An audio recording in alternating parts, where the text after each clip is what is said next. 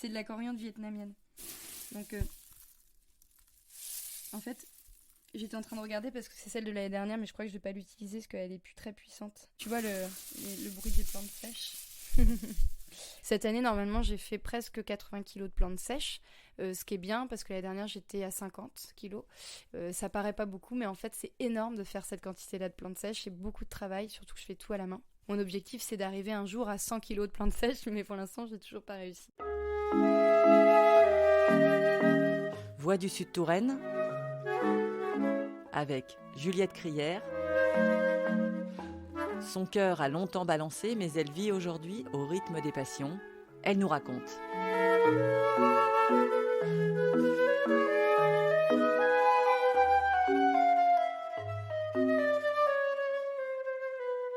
Là, on est à l'intérieur de la cabane à plantes. C'est-à-dire que la cabane à plantes, avant tout, c'est une cabane. Une cabane donc, qui est entourée par mon jardin. Le jardin que j'ai créé maintenant il y a 5 ans. Et donc, effectivement, on est dans un jardin qui surplombe une sorte de petite vallée au cœur donc, de la Touraine Sud, à Sennevières, pas loin de la forêt de Loche. On est vraiment à 5 minutes de la forêt domaniale. Et on est aussi aux portes du Berry, donc il y a un semblant de paysage qui commence à ressembler un peu au Berry, justement. Moi, je suis dans un petit oasis assez préservé, où on a beaucoup d'arbres qui nous protègent, avec une très belle faune, une belle flore, mais aussi une très belle faune, beaucoup d'insectes, beaucoup d'oiseaux. Voilà.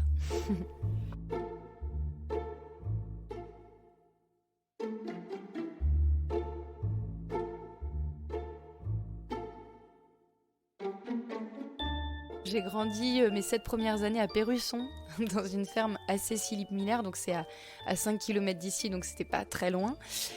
Simplement, la ferme dans laquelle on vivait auparavant, c'était la ferme qu'exploitait mon grand-père, en fait, qui était donc agriculteur céréalier. Et donc nous, on logeait dans la ferme qui était reliée aux terres. Et en fait, par la suite, comme mon grand-père partait à la retraite, il y a eu question d'un achat d'une autre maison, puisqu'on n'était pas propriétaire. Et donc voilà, on est arrivé ici, mais il y avait un lien entre les deux fermes parce qu'en fait l'ancien propriétaire des bâtiments que mes parents ont achetés, c'était le propriétaire de la ferme que mon grand-père exploitait. Donc voilà, il y a quand même un lien. Et donc voilà, on a réussi en achetant, mes parents quand ils ont acheté les bâtiments, ils ont eu 3 hectares en tout de terre aussi. Et donc quand il a été l'idée de mon installation, ça a été assez facile de trouver une petite place sur ces 3 hectares. Parce qu'en plus, moi, je suis vraiment sur une toute petite surface. J'exploite à peine 1000 mètres carrés.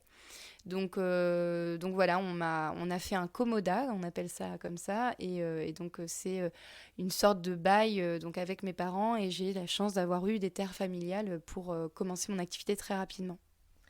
Alors, avant de parler de votre activité, on va revenir en arrière, en fait, sur votre parcours, sur à la fois votre enfance, la façon dont vous avez grandi, et peut-être de quoi vous rêviez au départ quand vous étiez enfant et jeune adolescente et jeune adulte. Alors, comment j'ai grandi ? Donc, j'ai grandi dans cet univers quand même assez magique de cette campagne. Voilà, on est dans un milieu très rural, on n'a pas de voisins, presque pas. Enfin, on en a, mais c'est des fermes qui sont assez éloignées. On n'a pas de bâtiments collés, quoi. On est assez isolé. Donc voilà, j'ai grandi dans même l'ancienne ferme dans laquelle je vivais avant, c'était ça, hein, on était très isolés. Donc dans l'insouciance complète d'être au milieu de la campagne, que tout est beau, tout est magnifique, pas spécialement de stress, hein, des jeux à n'en plus finir avec ma sœur. Vraiment dans cet univers où on était très libre, où on pouvait aller se balader dans les forêts à côté, faire des cabanes. Et puis voilà, avec ma sœur, on n'a que 17 mois de différence, donc on a toujours été très proches, on a beaucoup joué ensemble. Ça, c'était quelque chose qui nous a aidés aussi à vivre à la campagne, parce que c'est vrai, quand on est enfant, si on est seul, c'est moins facile. Donc on était quand même assez dans nos jeux tout le temps, on créait des petits mondes et on faisait déjà à l'époque des potions magiques avec les herbes.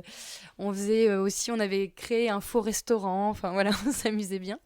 Et puis j'avais, en dehors de cet univers de la campagne, j'avais l'univers de mes parents qui ont donc créé une entreprise de spectacle historique. Donc ils étaient vraiment spécialisés dans tout ce qui est histoire de France et ils travaillaient évidemment, vu qu'on est bien placé, dans tous les châteaux de la Loire. Donc l'idée c'était de reconstituer des spectacles autour d'un fait historique. Donc souvent il y avait le roi, la reine, les comédiens et ils faisaient des banquets médiévaux ou Renaissance pour des entreprises privées. Donc voilà, et nous on était les petits pages à côté qui suivaient tout. On était ou habillés en petite princesse ou en petit fou du roi. Enfin voilà, on les suivait partout dans les châteaux. Ma maman faisait les costumes et donc mon papa écrivait les spectacles. Alors ils en font moins aujourd'hui, ils sont plus allés vers la visite théâtrale parce que la demande était peut-être moins importante aussi. On a changé d'époque, de période, donc après ça a été les visites théâtrales, mais toujours autour de faits historiques, reconstitutions comme ça. Donc c'est vrai que j'ai appris aussi beaucoup sur l'histoire de France à travers tout ça, mais on était surtout dans un univers assez magique avec ma sœur. On a grandi voilà, à la fois dans la campagne et à la fois dans les châteaux. Donc c'était chouette comme enfance.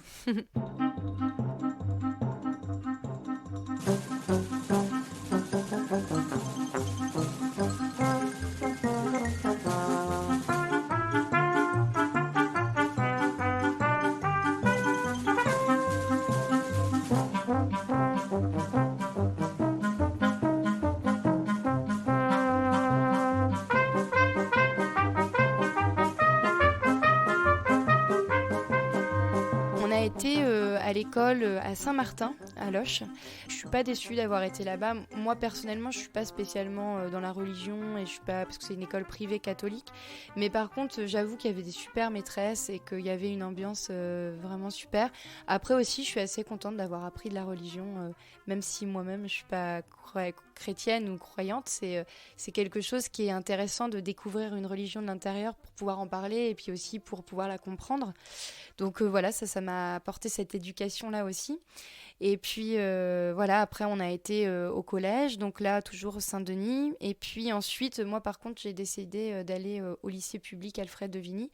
Et j'étais ravie parce qu'en fait là-bas, j'ai eu vraiment beaucoup de liberté pour faire un petit peu tous les projets que j'avais en tête. Donc je me suis mis dans la tête de faire du théâtre au lycée. J'ai créé un club théâtre là-bas et c'était mes premières expériences, voilà, de mettre en relation des gens, de créer quelque chose. Et j'ai vraiment adoré l'accueil qu'on m'a réservé là-bas parce que ils aimaient ça, quoi, qu'on prenne des initiatives et ils nous suivaient vraiment. Et donc on a créé un spectacle, on l'a mis en scène et puis on l'a joué au cinéma de Loges devant toute l'école. C'était super. Et puis j'ai fait option théâtre justement à ce moment-là. Donc voilà, au début, moi, j'ai quand même assez suivi les traces de mes parents. D'ailleurs, ma sœur, elle, par contre, elle les a carrément suivies parce qu'elle est devenue comédienne et elle l'est toujours. Moi, au début, je me cherchais un peu, mais en même temps, j'avais envie de vivre dans ce milieu-là, voilà, d'évoluer dans ce milieu parce que je crois que quand on est né dans le spectacle, ça nous paraît évident en fait. Nous, on était vraiment dans l'esprit famille troupe, quoi. Donc, on n'a pas trop imaginé faire autre chose au début. Et voilà. Mais bon, quand même, à travers les spectacles et à travers ma famille, il y a toujours eu ce côté où j'adorais la nature, j'adorais le jardin. Et puis, dans les jupes de ma grand-mère, j'adorais la cuisine, parce qu'elle est très bonne cuisinière et j'étais toujours avec elle pour faire des gâteaux, des choses comme ça. Ma mère aussi cuisinait beaucoup. Donc voilà, j'avais quand même cette sensibilité. Et puis en plus, à travers les spectacles, on était tout le temps avec des traiteurs qui faisaient des repas incroyables. Donc quand même, la cuisine, elle était toujours là. Moi, j'ai toujours été une gourmande. J'adorais aller au restaurant depuis très jeune. Enfin voilà. Donc peut-être que quand même, non, voilà, ça restait. Moi, je cuisinais personnellement beaucoup, mais je me disais pas que j'allais faire un métier tourné autour de ça. Puis après, mes parents aussi, ils ont eu un restaurant à Loches qui s'appelait le Vicariat pendant 5 ans, je crois. Donc j'ai été replongée encore dans ce monde de la gastronomie. C'était pas pour me déplaire, j'aimais bien, mais bon, toujours pareil, j'étais plutôt dans l'idée de faire ou du cinéma ou de l'événementiel, donc je me suis plutôt tournée là-bas. Donc j'ai été à Paris, en même temps que ma sœur. Enfin, je l'ai rejoint parce qu'elle elle a commencé, elle a été très jeune, hein, dès 17 ans, elle était à Paris. Et donc, je l'ai rejoint pour faire une école de cinéma, tout simplement. Et puis, en fait, ça m'a pas plu du tout. Parce que je me suis dit, mais qu'est-ce que je fais là, en fait, si je veux faire un film? Est-ce que j'ai vraiment besoin d'être dans une école cadrée comme ça? Je me suis rendu compte qu'en fait, pour faire du cinéma, fallait d'abord avoir des idées, des envies, et que c'était pas juste un métier technique, quoi. Et en plus, j'avais fait réalisation et je me demandais vraiment ce que je faisais là. Puis peut-être que l'école ne correspondait pas à mes attentes, je sais pas. Mais bon, j'ai arrêté ça. Et puis, comme j'étais complètement paumée, je suis partie 6 mois en Angleterre. Et donc là, j'ai été jeune fille au pair. Et là, bah, j'ai cuisiné encore, tiens, comme par hasard, à fond. J'adorais ça parce qu'en plus, on dit qu'on mange mal en Angleterre. Mais moi, ce que je voyais surtout, que c'était une découverte totale de produits que je connaissais pas. Et donc, du coup, je m'amusais trop, quoi. Je découvrais plein de produits, je testais plein de trucs en cuisine. En plus, j'étais assez éloignée d'une grande ville, donc je m'ennuyais pas mal. Et voilà, je faisais plein de cuisine, plein de cuisine.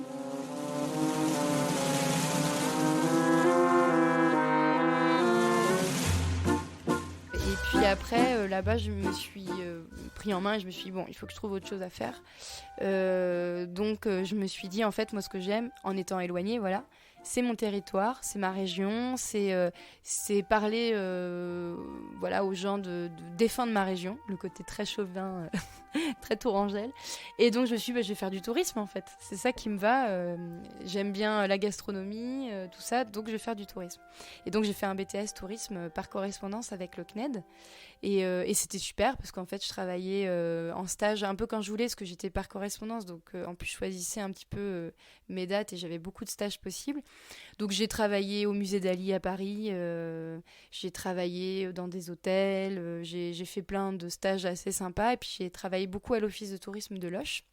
Et là, j'étais dans mon univers, ce que j'adorais. Je parlais de ma région, exactement ce que je voulais faire, quoi. Puis après, à la fin de mon BTS, il fallait que je mène un projet de fin d'études. Et donc là, j'ai décidé de m'intéresser au patrimoine immatériel, qui étaient donc les gens. Parler voilà, des villageois, des gens qui vivent dans notre ruralité. Et en fait, j'ai choisi le village de Montrésor, qui est quand même un village assez chouette, pour faire mon projet de fin d'année. Et je suis venue avec un photographe professionnel et on a photographié tous les visages du village de Montrésor pendant 1 mois. Et on a fait une grande exposition. Et ça, c'était un projet qui était vraiment super, où j'ai rencontré beaucoup de monde. Voilà, donc j'ai adoré faire ça. Et puis après, je suis partie à Paris faire un stage de 6 mois dans l'événementiel.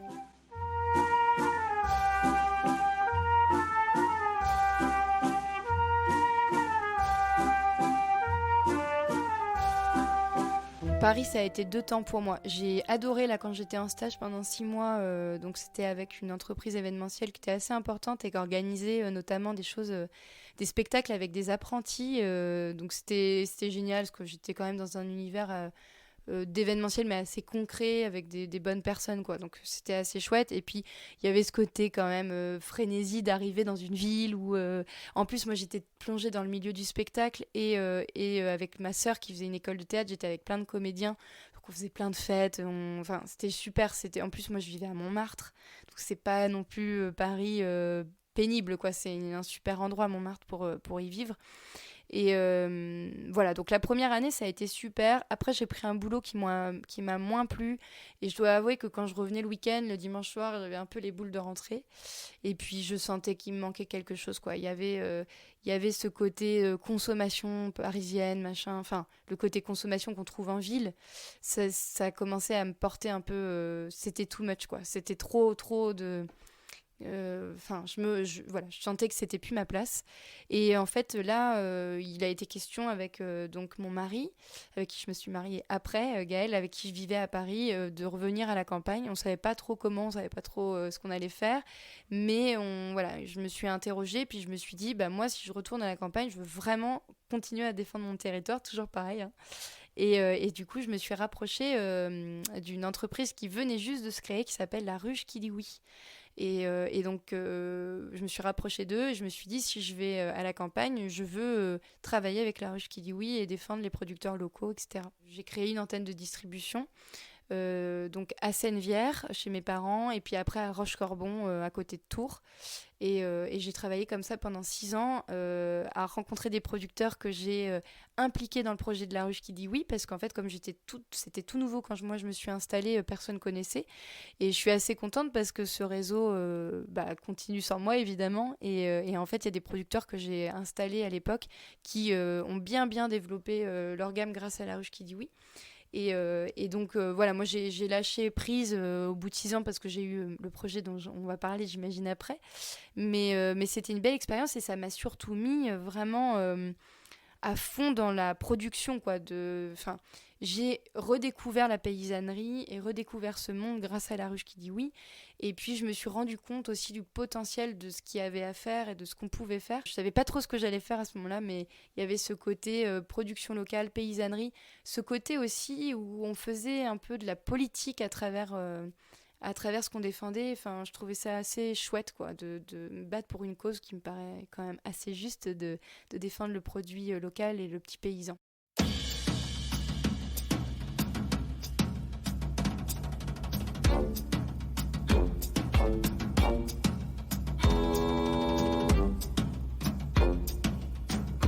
Vous avez parlé de Gaël, votre mari. Du coup, est-ce que juste vous pouvez un peu nous le restituer, votre peut-être rencontre et lui, est-ce qu'il était aussi d'origine tourangelle et comment il a accueilli l'idée de venir s'installer vraiment à la campagne? Et Gaël, donc lui, il a un Master 5, donc il a fait des grandes études comparé à moi, qui n'est qu'un petit BTS. Et donc il a un Master 5 dans les métiers du digital, marketing web, community manager, enfin voilà, c'est tous ces métiers-là qui sont importants aujourd'hui. Et donc en fait, Gaël, je l'ai rencontré pas du tout dans le milieu professionnel. En fait, on s'est rencontrés il y a bien longtemps, en camp de vacances quand on avait 12-13 ans, donc ça remonte. Et puis en fait, c'est une jolie histoire. On s'est écrit des lettres d'amour à l'époque parce qu'on est tombé amoureux très tôt. Et puis après, la vie a fait que on pouvait pas se voir. Lui, en fait, il est originaire de Loudun, donc dans le 86, qui est quand même assez rural aussi, hein. Mais c'est vrai qu'il a plutôt vécu dans un centre-ville, même si voilà, ça fait très campagne. C'est vrai que il n'était pas forcément dans une zone ultra rurale. Mais voilà, après, on s'est retrouvés donc en 2008, je crois. Ouais, ça doit être ça. Et donc, on s'est retrouvés grâce à Facebook, parce qu'on est des gens de notre génération aussi.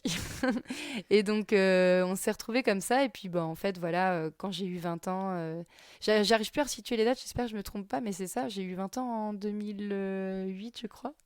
Et donc, voilà, on est sortis ensemble à ce moment-là et on s'est mariés en 2015, donc on a attendu quand même avant, mais on a fait un petit bout de chemin ensemble. Lui travaillait à Paris, après il a créé son entreprise à Tours, et puis là il travaille dans une entreprise qui est assez chouette, qui s'appelle le CEFIM à Tours, qui est une école de formation. Donc maintenant il est plutôt du côté de la formation, et il forme des gens, mais il crée aussi pas mal de contenu pour des cours, etc. Et puis il m'a beaucoup appris. Moi, en fait, tout ce que je peux maîtriser en communication et tout ça, il est pas là, il y est pas pour rien, quoi. Je veux dire, il m'a beaucoup formé. Il m'a bien sûr aidé à faire mon site e-commerce. Il m'a formé sur les réseaux sociaux. Et puis, Gaël, il a toujours été là pour me soutenir dans mon entreprise. En plus, il a vraiment une bonne vision de l'entrepreneuriat. Lui-même avait créé son entreprise, donc il sait ce que c'est. Et il est de très bons conseils quand il s'agit de lancer un projet, un produit aussi à travers ma gamme. Il goûte, il est très bon gastronome, il aime bien la bonne bouffe, il cuisine aussi très bien d'ailleurs. Il m'accompagne très bien dans mes projets à ce niveau-là. Et non, et puis c'est quelqu'un qui est très enthousiaste, qui est toujours. Enfin, il me soutient énormément. Il a construit beaucoup de choses ici aussi, parce qu'en plus, il sait tout faire, cet homme-là. Donc j'ai de la chance. Non, je dois avouer que j'ai beaucoup de chance d'avoir eu Gaël dans ma vie. Je crois que il n'est pas par hasard à là où j'en suis aujourd'hui aussi toute seule, j'en serais pas là, je pense. Et puis on a eu une fille aussi il y a 3 ans, un peu plus de 3 ans maintenant, donc ça nous a aussi apporté autre chose dans notre vie, ça chamboule pas mal un enfant. Elle s'appelle comment? Lily. Elle s'appelle Lily tout simplement, Ellie. On voulait un prénom court et Gaëlle tenait à ce qu'il n'y ait pas de surnom possible. Voilà. Et moi, c'est marrant, mais Lily, c'est un prénom que j'ai depuis l'adolescence dans la tête. Et en fait, quand on cherche un peu, Lily, c'est Lily Flower, donc c'est le lys en anglais. Donc voilà, il y a toujours un rapport aux plantes et aux fleurs avec moi.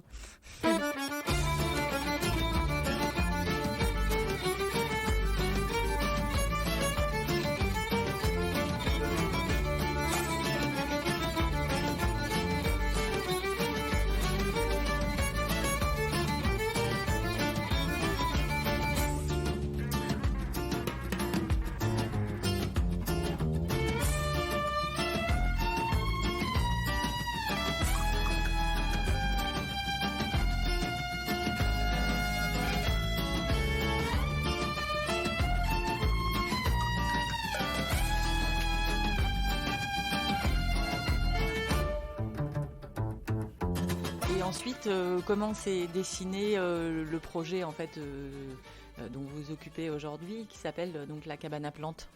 Alors ensuite, en parallèle de la ruche qui dit oui, je travaillais quand même pendant 3 ans avec mon père. Voilà, j'ai vraiment décidé au début de le soutenir dans ses projets, d'essayer aussi de relancer la machine sur certaines choses, de l'aider dans sa communication, parce que c'est vrai que, en fait, quand on est entrepreneur d'une certaine génération, on n'est pas forcément passé du côté du digital et tout ça. Et comme moi j'avais ces compétences, je l'ai soutenu là-dessus.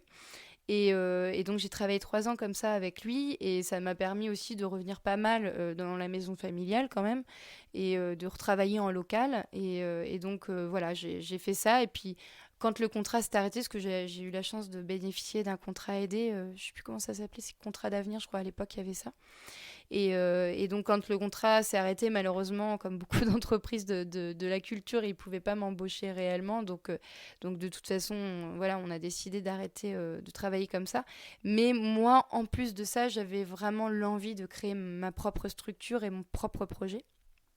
Et puis surtout, je crois que j'ai eu vraiment l'envie de quitter le monde du spectacle à ce moment-là, même si je l'aime beaucoup, si je le suis de près, parce que du coup mes parents sont toujours dedans, et puis ma sœur est complètement dedans en étant comédienne, et qu'elle mène des beaux projets aussi, avec notamment une association qui s'appelle Arter à Loches, où elle fait plein de choses super intéressantes.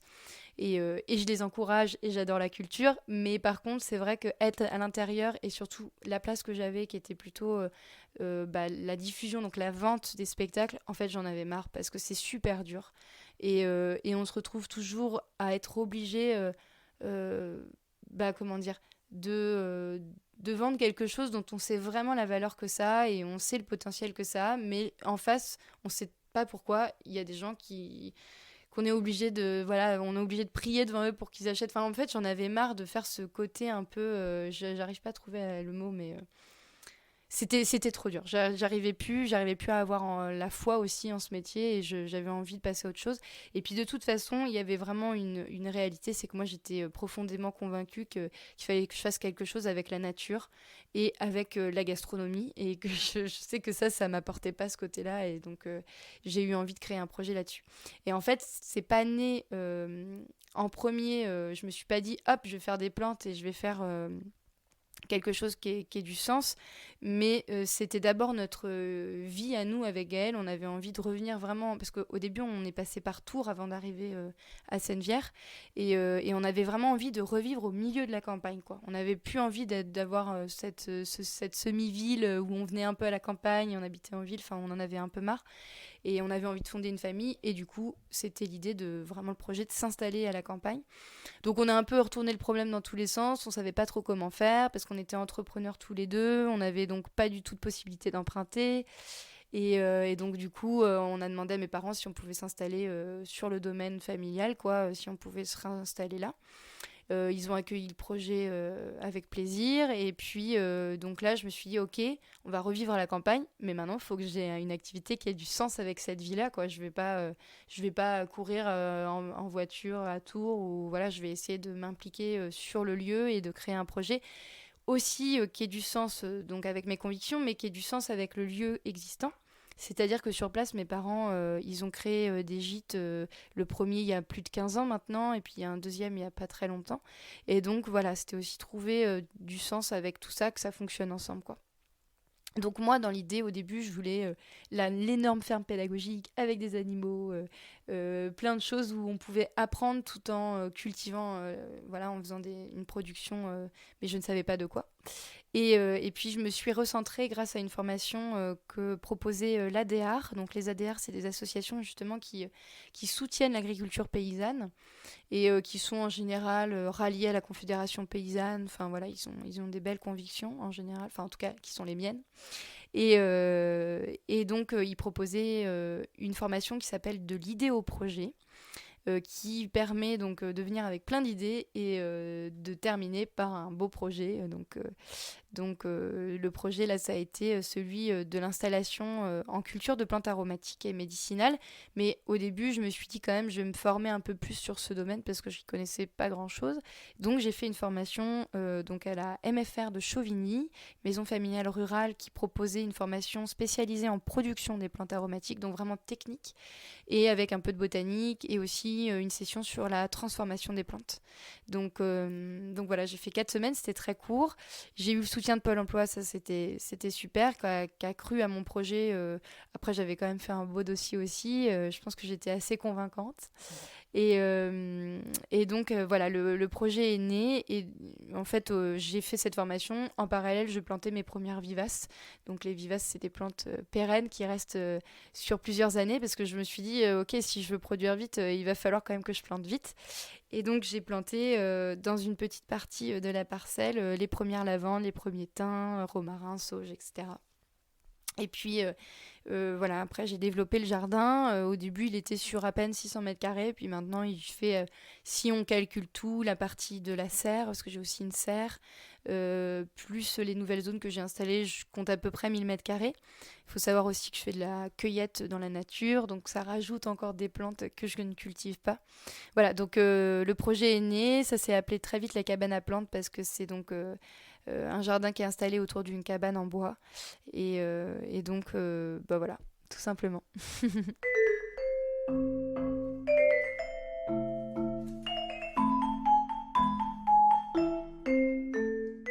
Au tout début, comme tout le monde, j'ai créé mes premières infusions. Enfin, comme tout le monde. Dans cette profession, c'est vrai qu'on vient d'abord nous voir pour des infusions.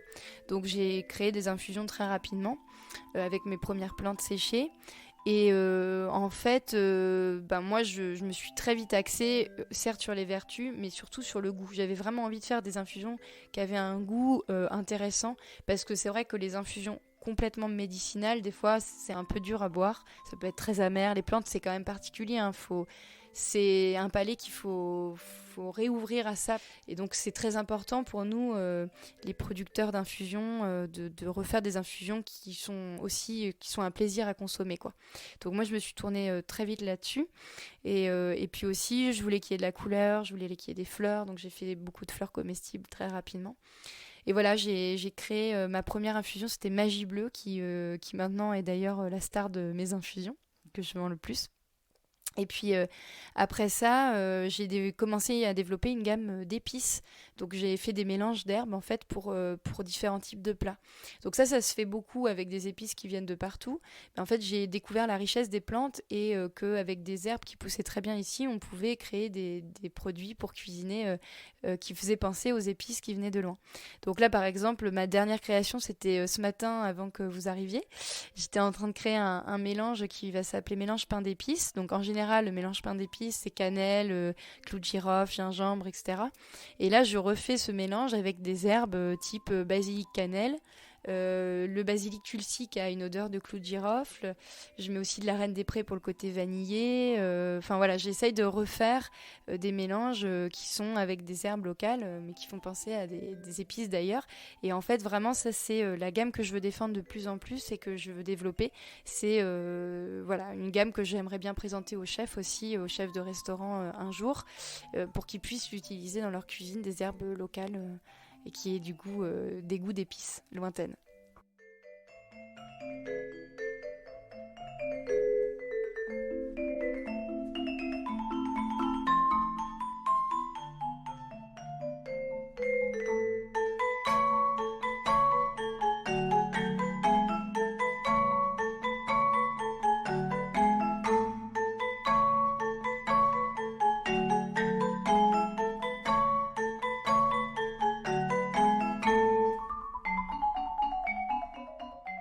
En juin là, 2021, s'est ouvert un lieu qui s'appelle l'Atelier de la cabane à plantes, où on propose à la fois des ateliers autour des plantes. Je propose aussi une table où je fais découvrir en fait à travers ma cuisine comment j'utilise les plantes aromatiques. Donc on a fait une sorte de ferme auberge où je transforme les plantes et les légumes que je fais pousser dans mon jardin.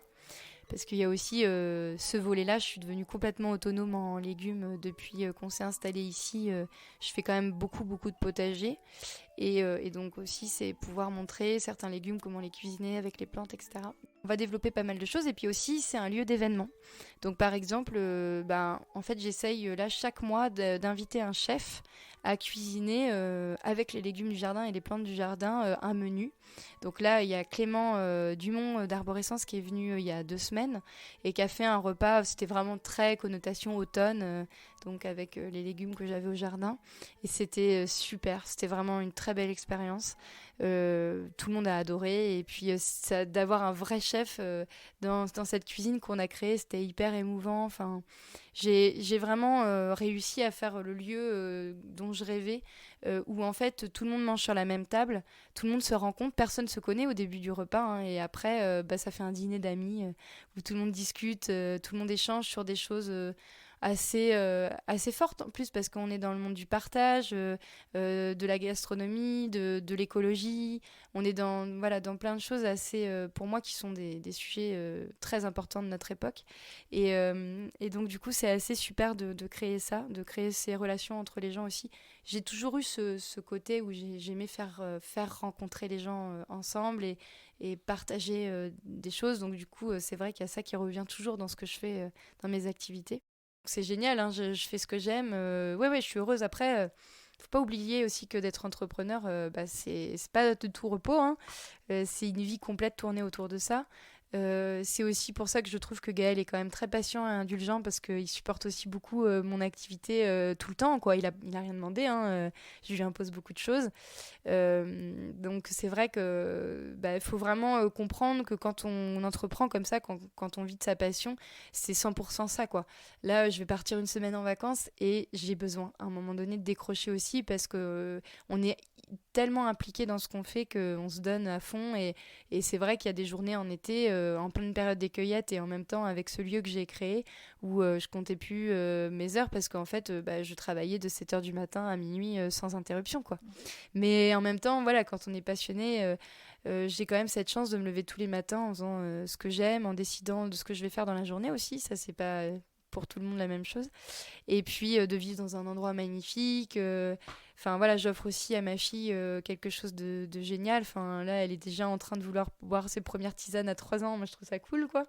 Elle aime bien la bonne bouffe avec les produits du jardin. Enfin, c'est sympa quand même de lui offrir cette enfance. Moi, je suis amoureuse d'ici, hein, sinon je serais pas revenue comme ça. J'adore cet endroit. En plus, ma force aussi, c'est que je le connaissais quand je me suis installée. Je connaissais les terres, je savais comment elles étaient, comment ça réagissait. Les plantes que ma mère avait poussées, avait fait pousser, je savais celles qui fonctionnaient bien. Donc je me suis quand même pas mal inspirée de ça aussi. Voilà, tout ça a fait que c'était une évidence, quoi, de revenir ici. Et puis j'ai grandi dans un environnement où j'avais envie que ma fille puisse connaître ça, en fait.